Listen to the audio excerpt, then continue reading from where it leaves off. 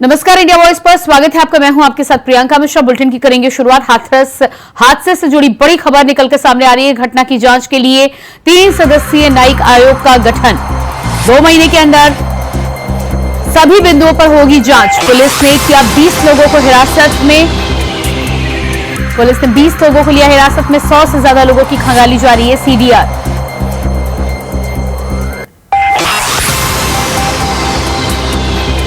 प्रदेश की कई जनपदों में दबिश जारी। 2 महीने के अंदर सभी बिंदुओं पर होगी जांच। पुलिस ने 20 लोगों को लिया हिरासत में।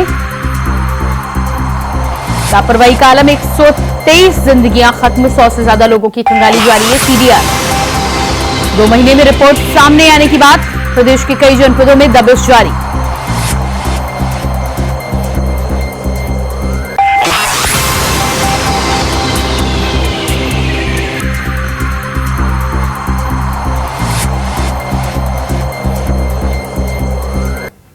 घटना की जांच के लिए 3 सदस्यीय न्यायिक आयोग का गठन। 2 महीने में सौंपेंगे रिपोर्ट। 2 महीने के अंदर सभी बिंदुओं पर जांच। राज्य के अलग अलग हिस्सों में दबिश जारी। तो हाथरस में जिस तरह से भोले बाबा के सत्संग के बाद भगदड़ मचने के बाद हादसा हुआ था, 123 लोगों से अधिक लोगों की मौत की खबर इस पूरे मामले में निकलकर सामने आ रही है, जिसमें बाबा का बयान सामने आया है कि हादसे के वक्त वो वहां से निकल चुके थे। इसके बाद इस पूरे मामले में मुख्यमंत्री योगी आदित्यनाथ ने घटनास्थल पर पहुंचकर समीक्षा करने के साथ ही साथ स्थितियों का जायजा लिया था। अब इस पूरे मामले में 3 सदस्यीय न्यायिक आयोग का गठन किया गया है। बताया जा रहा है कि न्यायिक आयोग जांच करने के बाद अपनी रिपोर्ट सौंपेगा। 2 महीने के अंदर ये रिपोर्ट सौंपने की बात कही जा रही है। सभी बिंदुओं पर जांच की जाएगी। अब इस पूरे मामले में आयोजक बाबा या फिर किसकी जिम्मेदारी है, इसको लेकर खुलकर जानकारी निकलकर सामने आएगी। और इसी खबर पर लखनऊ से हमारे संवाददाता मोहम्मद आसिफ हमारे साथ जुड़ चुके हैं। जी मोहम्मद आसिफ, जिस तरह से न्यायिक आयोग का गठन किया गया है, 2 महीने का समय बताया जा रहा है कि 2 महीने के भीतर जांच कर रिपोर्ट सौंपी जाएगी। जी बिल्कुल प्रियंका, जिस तरह से यूपी सरकार ने हाथरस हादसे को बेहद गंभीरता से लिया और साथ ही साथ एसआईटी गठित करने के अलावा भी अब यूपी की पुलिस भी पूरी तरह से एक्टिव हो गई है। अगर बात करें पुलिस की, तो पुलिस ने एफआईआर दर्ज करने के बाद अब आरोपियों की गिरफ्तारी के लिए दबिश देना शुरू कर दिया है और हाथरस पुलिस ने 7 टीम गठित किया है आरोपियों की गिरफ्तारी के लिए, जिसमें अब सामने आया है कि पुलिस ने जो ताबड़तोड़ छापेमारी किया, उसमें 20 सेवादारों को हिरासत में लिया गया है। और बात करें अगर न्यायिक जांच की, तो सेवानिवृत्त जजों की 3 सदस्यीय टीम गठित की गई है, जिसमें अब वह 2 महीने के भीतर पूरी हाथरस मामले की रिपोर्ट सरकार को सौंपेगा। और साथ ही साथ जो बाबा है, भोले बाबा है, उनकी भी अब तलाश पूरी तेज कर दी गई है। और माना जा रहा है कि जल्द ही भोले बाबा को हिरासत में लेकर पूछताछ किया जाएगा। लोकेशन भी भोले बाबा की ट्रेस की जा चुकी है और जल्द ही भोले बाबा पुलिस की गिरफ्त में होंगे, क्योंकि जिस तरह से यह हादसा हुआ और हादसे के पीछे कहीं न कहीं जो लापरवाही सामने आई है, भोले बाबा के जो कमांडो थे उनकी धक्का मुक्की की वजह से यह बड़ा हादसा हुआ। और इस हादसे की गूंज कहीं न कहीं विदेशों में भी सुनाई दी। और जिस तरह से यूपी सीएम योगी आदित्यनाथ पूरी तरह से एक्टिव रहे, हाथरस पहुंचे, घायलों का हालचाल जाना और अधिकारियों के साथ मीटिंग भी किया, जिसमें डीजीपी से लेकर बड़े अफसर मौजूद रहे। और ऐसा इस तरह की जो हादसे लगातार हो रहे हैं, इस पर रोक लगे, इसको लेकर भी यूपी सीएम योगी आदित्यनाथ ने मंथन किया। अब देखना यह बाकी है कि जिस तरह से अब भोले बाबा लुका छिपी का खेल खेल रहा है, कब गिरफ्त में आएगा, यह देखने वाली बात होगी। जी बिल्कुल मोहम्मद आसिफ, इस जानकारी के लिए बहुत शुक्रिया आपका। और इसके बाद बात करेंगे अगली खबर को लेकर। मैनपुरी के बिछुआ आश्रम साकार विश्वहरि पर अब हालत सामान्य होते हुए नजर आ रहे हैं। बता दें कि सुरक्षा व्यवस्था में भी कुछ कमी आई है। बताया जा रहा है कि बीते 3 दिनों से क्षेत्राधिकार की ड्यूटीज यहां पर लगाई जा रही थी, तो वहीं आज 3 थानाध्यक्ष की ड्यूटी लगाई गई है, वहीं फोर्स की भी कटौती की गई है।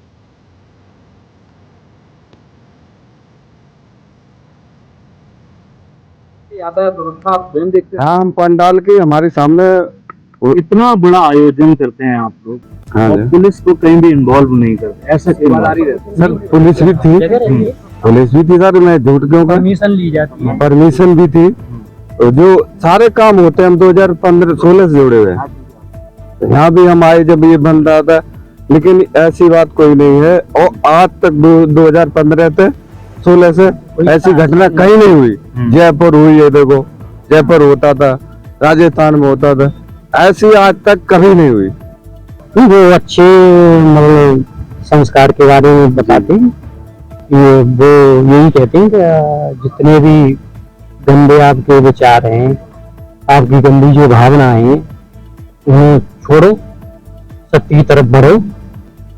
नारा नहीं कि कोई मतलब उसमें वो नहीं है।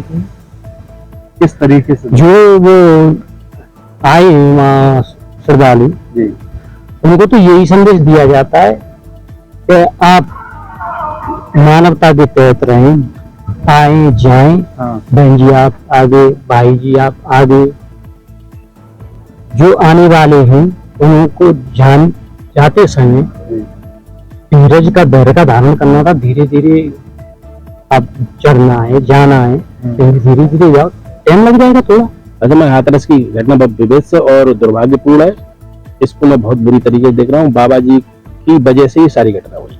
बाबा जी इतनी बड़ी संख्या में लोगों को, भोले वाले लोगों को इकट्ठा करके, गुमराह करके, अपना धन अर्जित करके दाएं बाएं होकर निकल लेते हैं, फॉलोअर मारे जाते हैं। शासन का सहयोग नहीं देते हैं, शासन को 10 से 15 हजार लोगों की भीड़ बताते हैं, लाखों की भीड़ कर लेते हैं।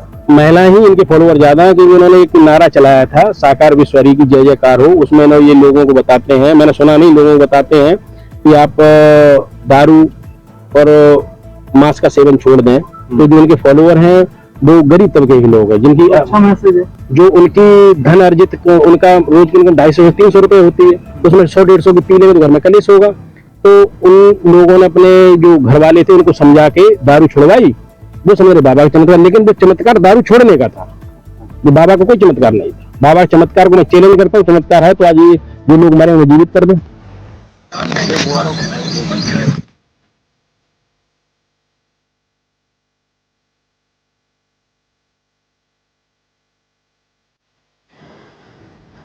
तो जिस तरह से कहीं ना कहीं मैनपुरी में आश्रम को लेकर जानकारी निकल कर सामने आ रही कि सुरक्षा व्यवस्था को अब कम किया गया है, लेकिन इस पूरे मामले में अभी भी बाबा जिस तरह से फरार चल रहा है, अब देखना ही होगा कि गिरफ्तारी कब होती है।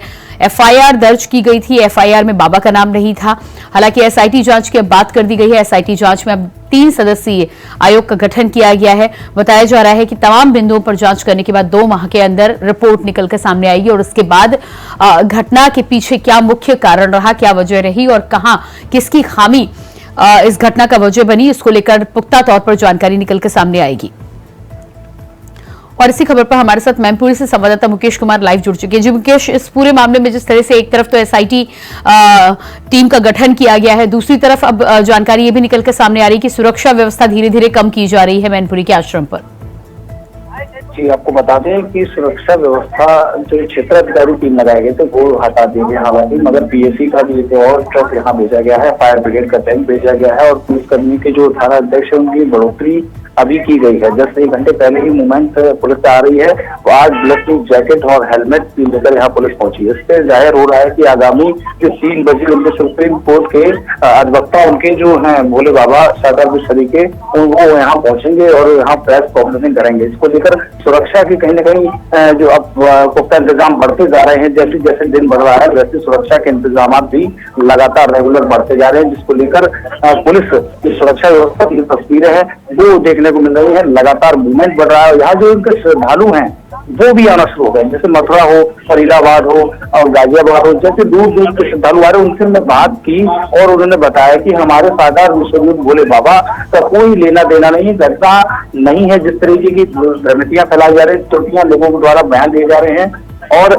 कई लोगों से बात निकल कर आ रही है कि और फिलहाल ये कहना संभव ठीक होगा कि भोले बाबा इसी आश्रम में शायद मौजूद है, क्योंकि सुरक्षा का घेरा इसी आश्रम पे आखिर क्यों लगा है। 3 स्टेटों में उनके आश्रम स्थापित है, एक भी आश्रम पर छापा नहीं पड़ा है। अभी सूत्रों से खबर निकल कर आ रही कि उसके आगरा वाले जो घर पर पुलिस ने कुछ पेपर लीक मामले में दस्तावेज कुछ बरामद किए हैं, जो एक टीवी चैनल पर प्रकाशन किए गए हैं। वो मैंने देखा कि जो परीक्षा भी जो हाल ही में लीक वो पेपर हुआ है, उससे उनके साथ जो जोड़ने की संभावना बताई जा रही है। तो कहीं ना कहीं बाबा अब फंसते हुए नजर आ रहे हैं, मुझे लग रहा है। जी बिल्कुल। तो इस पूरे मामले में एक तरफ भगदड़ की घटना और बाबा की गिरफ्तारी को लेकर कहीं ना कहीं जानकारियां सामने है, तो दूसरी तरफ पेपर लीक की घटना को जिस तरह से जोड़ा है आपने, जाहिर सी बात है अब जांच एसआईटी टीम का गठन हुआ है, तमाम जानकारियां धीरे धीरे निकलकर सामने आएंगी। लेकिन बाबा को लेकर अभी तक ये माना जा रहा था कि लगातार फरार है। इस बात को लेकर हालांकि अब ये खबरें निकलकर सामने आई कि शायद पुलिस ने जगह को ट्रेस कर लिया है। क्या लग रहा है आपको कि कब तक गिरफ्तारी हो सकती है बाबा की? जी, गिरफ्तारी होना तो यही बात की बात है। फिलहाल इसमें 50 लोगों को गिरफ्तार किया गया है और 50 की गिरफ्तारी हाथरस जो कांड है उसमें हो गई है। 100 से अधिक और पूरी यूपी में जो उनके सेवादार हैं, जो फरार चल रहे हैं, कार्यक्रम आयोजक हैं, उनको तलाश की जा रही है। जल्द से जल्द उनकी भी गिरफ्तारी की जाएगी। फिलहाल बाबा का एफआईआर में नाम नहीं है, तो कहीं ना कहीं कोई हाथ डालने के लिए प्रशासन के लोग बसते हुए नजर आ रहे हैं। अब बात की जाए रात में जो प्रशासन जिस तरीके की मूवमेंटिंग में आ रहा है, प्रशासन मंत्री का, पुलिस के अधिकारी जो है रात में आ रहे हैं, दिन में आकर क्यों नहीं मुलाकात हो रही है? अगर दिन में हो रही है मुलाकात तो करें ना मुलाकात। अगर बाबा अंदर है तो निकालते क्यों नहीं? निकालना भी उनको, अगर उनका नाम ही नहीं है एफआईआर में, तो यहाँ जो मीडिया कर्मी हैं, पुलिस कर्मी हैं, उनकी आज 36 घंटे से ऊपर जो यहाँ मौजूद हो गए हम लोगों को, कोई वेरीफाइड आखिर क्यों बयान नहीं दे रहा सामने आके। जी बिल्कुल। तो लंबा समय यहाँ पर हो चला, लेकिन हलचल बनी हुई है। अंदर क्या कुछ है वो जानकारी नहीं मिल पा रही है। ऐसे में जब यहाँ पर आपने जानकारी दी है कि सुरक्षा व्यवस्था कहीं ना कहीं बढ़ाई जा रही है, पहले जानकारी आ रही थी कि कम की जा रही है, ताजा स्थिति की बात करें तो क्या स्थिति बनी हुई है? अभी बिल्कुल भी लगातार आप देखेंगे मूवमेंट बढ़ गया है कि हाँ, पुलिस का जिस तरीके से मूवमेंट बढ़ा है, लगातार जो अब मैं सामने जो दिखा रहा हूँ कि जिस तरीके की पुलिस आप देख रहे हैं, गेट के बाहर जो कुछ गाड़ियां खड़ी हुई हैं, और गाड़ियां खड़े होने के कारण ही पुलिस का जो मूवमेंट है वो इतना लगातार बढ़ गया है। जो लगातार देखने में मिल रहा है कि पुलिस जिस तरीके की हरकत में है और जिस तरीके की लगातार जो मैं दिखा सकता हूँ कि गाड़ियां, एक गाड़ी खड़ी थी, अब 2 गाड़ियां हैं, तो 2 इंस्पेक्टर खड़े हो गए हैं। पहुंचा थाना इंस्पेक्टर की ड्यूटी अधिकतम लगाई गई, जो अभी 20 से 25-30 मिनट पहले ही यहाँ पहुंचे हैं। जी बिल्कुल। मुकेश, आप हमारे साथ बने रहिएगा। इस पूरे मामले में वकील की तरफ से बयान आया है, आपको सुनवाते क्या कुछ कह रहे हैं?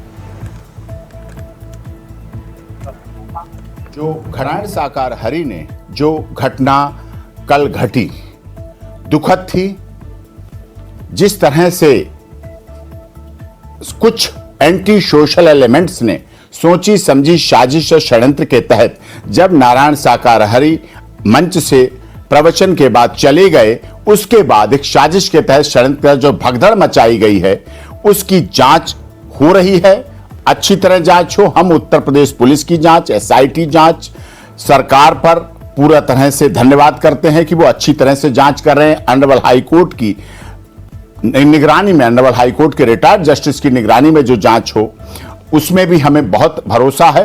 और इसके साथ साथ पूरी संवेदना है, और सभी से जो भी फॉलोअर हैं, जो भी अनुयायी हैं, जहां तहां से जिस तरह से कि कोई लावारिश लाश ना रह जाए, अपने घर पहुंचे।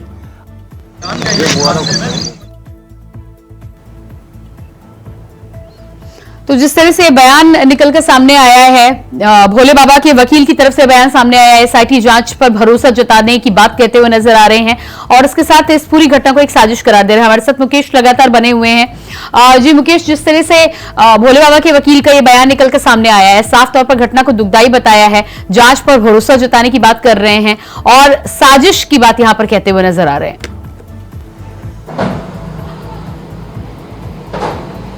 जी मुकेश, क्या मेरी आवाज आप तक पहुंच पा रही है?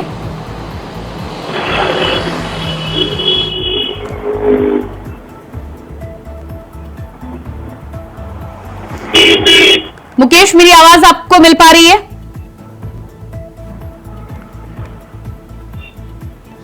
एक बार फिर से संपर्क साधने का कोशिश करेंगे। तो हमारे साथ मुकेश लगातार मैनपुरी के आश्रम से बने हुए थे, 36 घंटे से अधिक का समय बीत चुका है, लगातार नजर बनाए रखिए।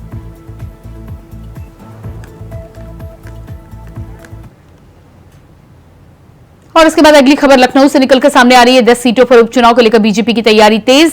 10 सीटों पर उपचुनाव के लिए बीजेपी ने तैयार की टीम। आज से टीम के सदस्य विधानसभा क्षेत्रों में करेंगे भ्रमण। करीब एक हफ्ते क्षेत्र में रहकर विधानसभा का करेंगे सर्वे। एक हफ्ते के बाद अपनी रिपोर्ट बीजेपी प्रदेश मुख्यालय को सौंपेंगे। रिपोर्ट के आधार पर पार्टी चुनावी रणनीति को करेगी तैयार। 10 सीटों पर उपचुनाव के लिए बीजेपी ने तैयार की अपनी टीम। आज से टीम के सदस्य विधानसभा क्षेत्रों में निकलेंगे। 10 सीटों पर उपचुनाव के लिए बीजेपी की टीम तैयार। हफ्ते भर तक क्षेत्रों में रहकर तैयार करेंगे ब्यौरा और रिपोर्ट। तो आज से टीम के सदस्य विधानसभा क्षेत्रों में निकलेंगे। एक हफ्ते क्षेत्र में बिताने के बाद स्थितियों को लेकर तैयार की जाएगी रिपोर्ट, जिसके बाद बीजेपी प्रदेश मुख्यालय को सौंपी जाएगी रिपोर्ट। रिपोर्ट के आधार पर पार्टी करेगी चुनावी रणनीति का गठन। और इसी खबर पर हमारे साथ लखनऊ से संवाददाता कृष्णा मिश्रा लाइव जुड़ चुके हैं। जी कृष्णा, जिस तरह से भारतीय जनता पार्टी की टीम को लेकर जानकारी निकलकर सामने आ रही है कि आज से टीम पहुंचेगी और अलग अलग जगहों पर हफ्ते भर रहने के बाद रिपोर्ट तैयार करेगी। देखिए प्रियंका, भारतीय जनता पार्टी लोकसभा चुनाव 2024 के बाद लगातार जो है बैठकें कर रही थी। उत्तर प्रदेश के जो भारतीय जनता पार्टी के प्रदेश अध्यक्ष हैं भूपेंद्र चौधरी, उन्होंने एक टीम तैयार करी है। उस टीम में जो है 3 मंत्री हैं, मंत्री सुरेश खन्ना और जो है मंत्री स्वतंत्र देव सिंह और विधायक जो है भूपेश चौबे, जो ये 3 हैं। और संगठन की बात करें तो संगठन के प्रदेश उपाध्यक्ष मानवेंद्र जो है सिंह है, भूपेंद्र सिंह है। ये जो एक टीम तैयार की गई है, ये टीम आज से उत्तर प्रदेश के 10 विधानसभा सीटों पर जहां उपचुनाव होना है वहां पहुंचेगी और 10 विधानसभा सीटों में रणनीति बनाएगी। 10 विधानसभा सीटों में जो उपचुनाव होना है वहां किस आधार पर प्रत्याशी उतारा जाए, इसको जो ये टीम है ये खंगालने की कोशिश करेगी। जातीय समीकरण भी ये टीम वहां पे जो है जो देखेगी। उस हिसाब से 2024 में जो उपचुनाव हो रहा है उसको लेकर भारतीय जनता पार्टी अपने प्रत्याशी उतारेगी मैदान में। एक हफ्ते ये टीम जो है प्रदेश के 10 विधानसभा जो है क्षेत्र में रहेगी। एक हफ्ते के बाद प्रदेश अध्यक्ष भूपेंद्र चौधरी को इसका जो है पूरा ब्यौरा सौंपा जाएगा। उसके बाद जो भारतीय जनता पार्टी के जो उत्तर प्रदेश के प्रदेश अध्यक्ष हैं भूपेंद्र चौधरी, वो इस पर निर्णय लेंगे कि कौन से विधानसभा सीट से किस प्रत्याशी को उतारा जाए, कौन सा विधानसभा सीट से कौन सा प्रत्याशी जो है जातीय समीकरण में भी फिट बैठ रहा है। तो वहीं पर समाजवादी पार्टी ने भी अपनी तैयारी जोर से शुरू की। आज समाजवादी पार्टी में भी जो है बैठक चल रही है। समाजवादी पार्टी के नेता अखिलेश यादव आज बैठक बुलाए हैं। बैठक में वो भी 2024 में जो उपचुनाव होना है वो उपचुनाव की सीटों पर तैयारी करें। तो भारतीय जनता पार्टी लगातार अब ये प्रयास कर रही है कि लोकसभा चुनाव से पहले 5 जो सीटें थी वो उनके खाते में थी, 5 सीटें समाजवादी पार्टी के खाते में थी। ऐसे में भारतीय जनता पार्टी का मानना यह है कि जिन 10 सीटों पर उपचुनाव होना है उसमें 10 की 10 सीटें भारतीय जनता पार्टी जीते। इसके लिए भारतीय जनता पार्टी ने पूरी तरीके से कमर कस ली है। भारतीय जनता पार्टी के आज संगठन के पदाधिकारी और उनके प्रदेश सरकार में मंत्री और विधायक और एमएलसी उन विधानसभा क्षेत्रों में पहुंचेंगे और वहां पे ब्यौरा तैयार करेंगे कि किस आधार पर जो है इस उपचुनाव को लड़ा जाए। कहीं ना कहीं भारतीय जनता पार्टी की जो शीर्ष नेतृत्व है उसका कहना है कि जो प्रदेश की सरकार ने काम किया, जो प्रदेश की सरकार भारतीय जनता पार्टी की सरकार जो उत्तर प्रदेश के लिए काम कर रही है, उन योजनाओं को जो है जनता तक नहीं पहुंचा पाया गया। इस वजह से लोकसभा चुनाव में भी बड़ी जो है हार का सामना करना पड़ा। तो ऐसे में भारतीय जनता पार्टी अब कोई कोर कसर नहीं छोड़ना चाहती है। भारतीय जनता पार्टी अपने जो है संगठन के पदाधिकारियों से बैठक कर रही है। जो संगठन के पदाधिकारी होंगे, जो उन क्षेत्रों में जो स्वयं सहायता समूह है, जो है एनजीओ है, एनजीओ के लोगों से भी मुलाकात करेगी और एनजीओ और स्वयं सहायता समूह के महिलाओं के माध्यम से जो प्रदेश में जन कल्याणकारी योजनाएं चलाई जा रही हैं वो उन विधानसभा क्षेत्रों की जनता तक पहुंचाई जाएगी, ताकि जो उपचुनाव होना है 10 सीट में उसमें भारतीय जनता पार्टी को जो है पूर्ण रूप से बहुमत मिले। कृष्णा, इस जानकारी के लिए बहुत शुक्रिया आपका। और इसके बाद बात करेंगे राजस्थान की। राजस्थान बजट सत्र से बड़ी खबर निकलकर सामने आ रही है। राजस्थान विधानसभा के बजट सत्र में जबरदस्त हंगामा। वेल में उतर आए विधायक, स्पीकर का माइक किया बंद। मंत्री मदन दिलावर को सदन में बोलने नहीं दिया गया। डीएनए टेस्ट वाले बयान पर विपक्ष का हंगामा। विपक्ष ने कहा जवाब नहीं सुनेंगे, मंत्रियों ने भी लगाए नारे। तो राजस्थान विधानसभा के बजट सत्र से तस्वीर निकलकर सामने आ रही है। बताया जा रहा है कि हंगामे की खबरें हैं। वेल में उतर आए विधायक, स्पीकर का माइक किया बंद। डीएनए टेस्ट वाले बयान पर विपक्ष का हंगामा। विपक्ष ने कहा जवाब नहीं सुनेंगे, मंत्रियों ने भी लगाए नारे। तो स्पीकर का माइक किया गया बंद। राजस्थान विधानसभा सत्र से जुड़ी बड़ी खबर, मंत्री मदन दिलावर को सदन में बोलने नहीं दिया गया। विधायकों का हंगामा, डीएनए टेस्ट वाले बयान पर विपक्ष का हंगामा, विपक्ष ने कहा जवाब नहीं सुनेंगे। बताया जा रहा है कि विधानसभा में जबरदस्त हंगामे के बीच विधायक वेल में उतर आए, स्पीकर का माइक किया बंद। जोरदार हंगामेबाजी राजस्थान विधानसभा के सत्र के दौरान देखने को मिली। मंत्री मदन दिलावर को बोलने नहीं दिया गया, डीएनए टेस्ट वाले बयान पर विपक्ष का हंगामा।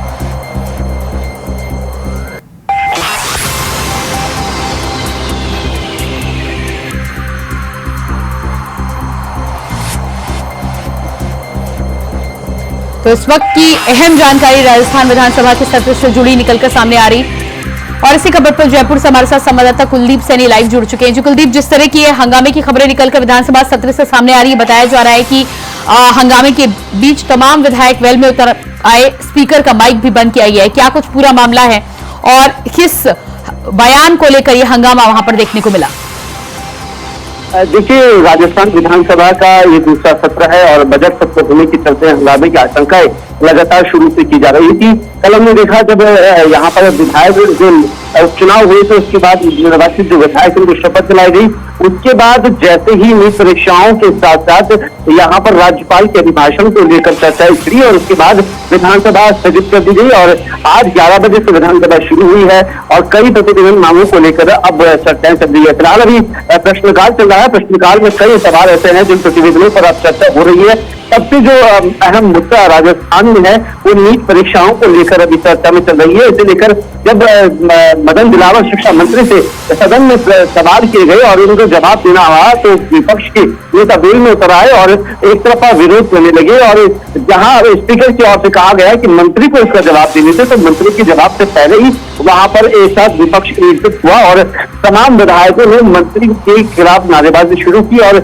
मदन दिलावर को उस सीट पर वापस बैठना पड़ा। हालांकि सदन काफी हंगामेदार रहा। माना यह भी जा रहा है कि कई ऐसे प्रतिवेदन मांगे हैं। अभी जैसे ही प्रश्नकाल खत्म होगा, शून्यकाल की ओर जैसे बढ़ेंगे तो ये भी माना जा रहा है कि धीरे धीरे जब प्रतिवेदन मांगों पर चर्चा होगी, इस बार जो तारांकित प्रश्न है उन पर ज्यादा चर्चा होनी है। 3000 से ज्यादा प्रश्न इस बार विधानसभा में लगाए गए हैं और जो 10,000 प्रश्नों की बात की जा रही है वो जो नए विधायक है उनकी ओर से लगाए गए हैं जो पहली बार चुने गए हैं और काफी माना जा सकता है कि इस बार की जो विधानसभा है वो काफी हंगामेदार रहेगी। हालांकि 10 तारीख को बजट पेश होना है और बजट में क्या कुछ खास होना है ये एक बार फिर भी देखा जाएगी। और आज जो चर्चाओं का विषय रहा वो किरोड़ीलाल मीणा को विधानसभा में काफी चर्चा रही, क्योंकि जैसे ही मंत्री पद का इस्तीफा दिया वो विधानसभा नहीं पहुंचे और कल भी वो इस विधानसभा से गायब रहे। तो माना जा रहा है कि विपक्ष की ओर से अब भाजपा को घेरने की पूरी तैयारियां की जा रही है और ये भी माना जा रहा है कि नीट परीक्षाओं को लेकर एक और कांग्रेस के कार्यकर्ता सड़कों पर है और विधानसभा घेराव की तैयारी में है